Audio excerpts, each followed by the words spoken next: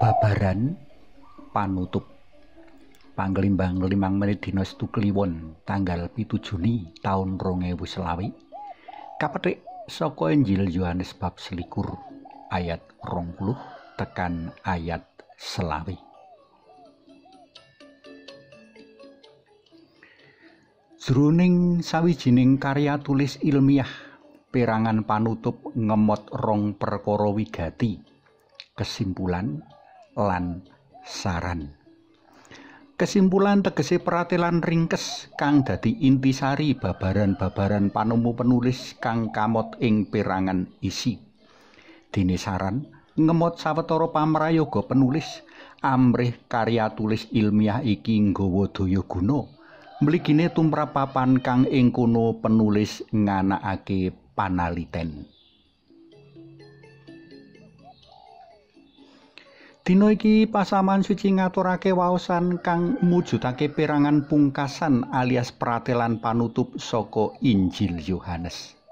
Aku nemokake perangan-perangan panutup sawijining karya tulis kaya kang kapratelakake ing cecala. Telung perkara bisa kadudut minangka piwulang saka waosan dina iki. Sepisan pratelan bab nangsip Santo Petrus lan Santo Yohanes. Marang Santo Petrus Gusti Yesus ngendikake menawa rasul iki kudu nderek Gusti Yesus. Tegese Santo Petrus bakal martakake kabar kabungan minangka suwing para murid alias pemimpin pasaman suci enggo marisi prastawa kamartiran dalem sedo sinalip kanthi cara jinungkir suku ana dhuwur mustaka ana ngisor. Dene Santo Yohanes kakersakake dadi seksi dalem Gusti saklawas sugengi. Manut pratelan para sujarah, Santo Yohanes pinaringan yuswa sepuh lan madunung utawa binuang ing Pulau Patmos. Sadawa sugenge Santo Yohanes martakake kabar kabungan dalem. Sacara mligi panjenengane nyerat vision-vision pengalaman rohani kang kamot ing kitab Wahyu. Saka kono pasaman suci mangerti rancangan dalem Gusti kang bakal dumadi jroning pasaman dalem mligine sarta jroning jagat sumrambai. Kapindho, saka waosan dina iki mligine saka ayat 24 binuka kekeran paraga kang ngripta Injil Yohanes.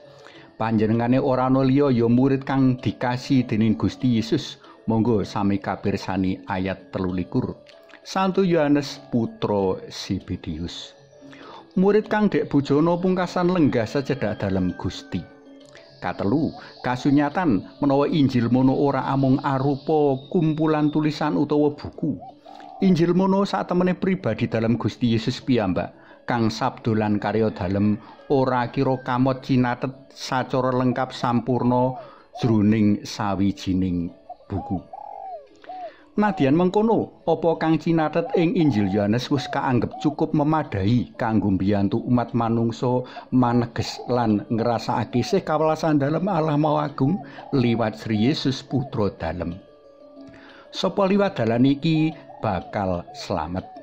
Saka kene isih ana kemungkinan kanggo mangerti luwih adoh bab Injil, yaiku kanthi cara panglimbang sabda dalem lan mirengake babaran-babaran kang kapratelakake dening para winasis mligine kang kamot ing magisterium gereja. Para tresna paelem kinasih, telung perkara bisa dadi kekancingan kapitayan kita.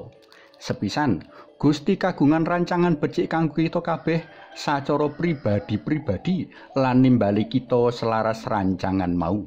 Kapindho, wong Katolik ora cukup nglandhesake uripe amung saka kitab suci wae.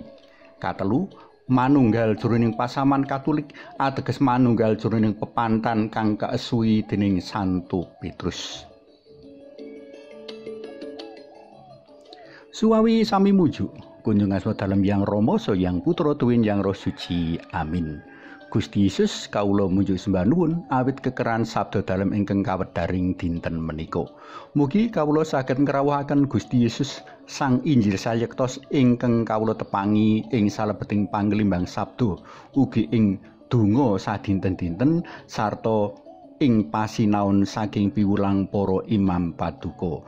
Amin. Kunjung asma dalem Yang Rama, Sang Yang Putra, Tuwin Yang Roh Suci. Amin.